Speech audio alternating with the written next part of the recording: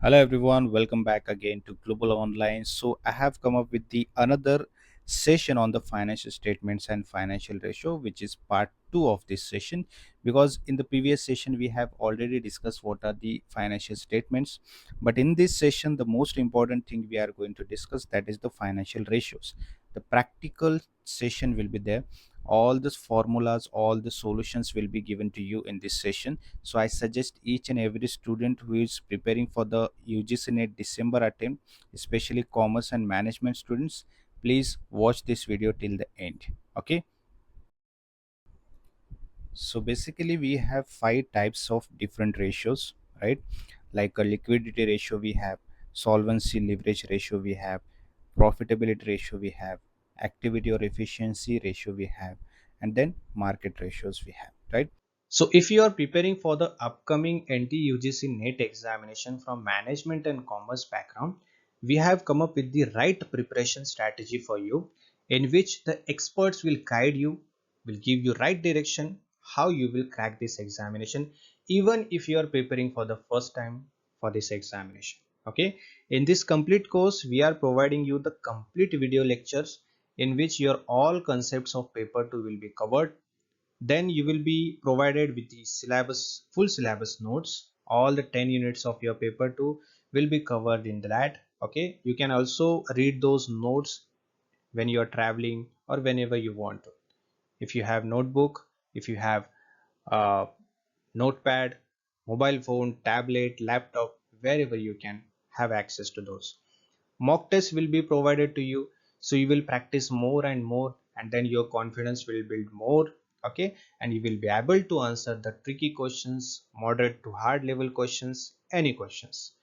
PYQs will be provided with the right explanation of it, so you will understand the examination pattern, from which topics the more questions are coming out, and what is the exact right answer and why. All the explanation will be provided. Doubt clearing sessions will be there, in which you can ask the questions to your experts. Experts will guide you and you will prepare better.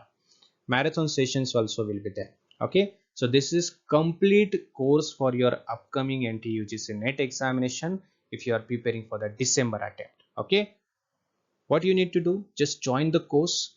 To join the course you have to message on this number. Just WhatsApp your what we can say, just write a message on a WhatsApp number or give a missed call on a WhatsApp number. You will be guided. Okay, and start your preparation from today. You will be totally completely ready for the examination till the exam, right? So firstly we'll start with the liquidity ratio. See, these five ratios are the main ratios, in which we have multiple sub ratios also, right? Like a liquidity ratio, which is calculated for the short term solvency, correct? So in which we have two different types of ratios. Like first one is current ratio. Okay, this current ratio is also called liquidity ratio, that is measured or that is calculated to know whether in a company we have enough resources that will meet the short term obligations, correct? For that reason we need to calculate the current ratio. What is formula of current ratio? Current assets upon current liabilities. Okay, so मान लो there is a company, ABC company. Okay, ABC company is there, which has total current assets. Okay, uh, 5 lakh rupees, and total current liabilities rupees 2 lakh 50,000. Okay, so with the help of this formula we can calculate the current ratio of that particular company. For example, 5 lakh rupees uh, total assets, current assets, and 2 lakh 50,000 is your current liability. Okay, so what will be the answer? it will be 2. Okay, so current asset 2 is to 1 we can calculate like this, right? It should be always greater, the asset should be always greater in the current ratio. Understanding? Where company has 2 is the current assets, for every 1 that is the current liability. Whenever the higher ratio is, it will be better short term financial health. Okay, that will meet the short term obligations of a company. Understood? So this one is current ratio we have. Secondly, we have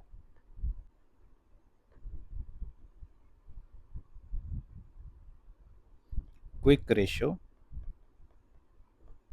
So quick ratio is also very important. What is the formula for calculating the quick ratio? Same, current asset, total current assets, minus inventory, right? Divided by current liabilities. Okay, this is the formula. Okay, let's say ABC company has total current assets of rupees 5 lakh, total current liabilities, okay, 2 lakh 50,000, and inventories 1 lakh rupees, let's say. Okay, so let's calculate now. Current assets has 5 lakh rupees minus inventory 1 lakh rupees divided by current liability, which is 2 lakh 50,000. So when we calculate it, the answer will be directly 1 is to 6. And this 1 is to 6 is your quick ratio. Quick ratio, that means which includes the inventory, because it may not be quickly convertible into the cash. Understand? So that is why we need to understand what is the quick ratio of a company. So how we calculate it? Current assets minus inventory. Okay, we will minimize the inventory from the current assets and it will be divided by the liability, so we will have quick ratio. Correct? So these two ratios we have in a liquidity ratio, which is very important to know the enough fund or enough assets we have to meet the short term obligations. Correct? Now the next one we have the solvency or leverage ratio, which is used or which is calculated or which is measured for the long term solvency. The purpose of this calculation is to assess the company's long term stability and the risk. Why? Because we are calculating here the debt and the equity ratio. Correct? How it is calculated? The first one, debt equity ratio. Okay, formula, debt equity ratio is equal to total debt, okay, upon shareholders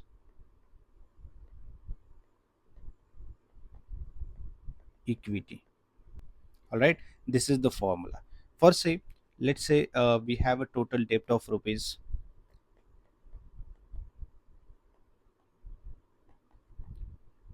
8 lakh, right? We have shareholders equity rupees 4 lakh. Okay, so calculation will be very easy. The answer will be 2. The ratio of 2 is to 1, right? That means the company uses 2 as a debt for every 1 of a equity, right? Even in the debt equity ratio also, when the high ratio is there, it will be more risk but also potential for the higher returns. Okay, because we have equity, it is risky. Okay, if the higher risk is there, higher return will be there. Okay, so this is debt equity ratio. Please remember the formulas. Okay, the formulas will only help you in the examination, right? You have to remember all the formulas that I am going to give you in these sessions, right? Use those formula and try to calculate. It is very easy. It is scoring topic, right? It will boost your score in the examination because the formulas are not that much hard. These are really very easy formulas. You can use it and you can solve it. The next we have interest coverage ratio.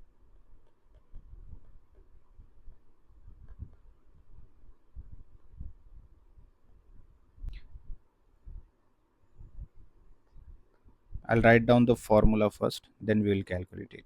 I'll write it short.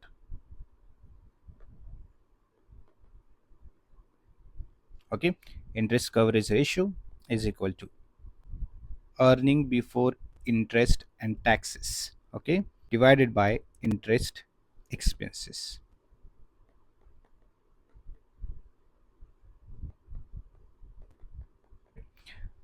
Let's have an example of this. We have earning before interest and tax 6 lakh rupees and interest expenses, okay, 1 lakh 50,000. Now you have to calculate this. When you calculate it, the result will be 4. Correct? The result will be 4.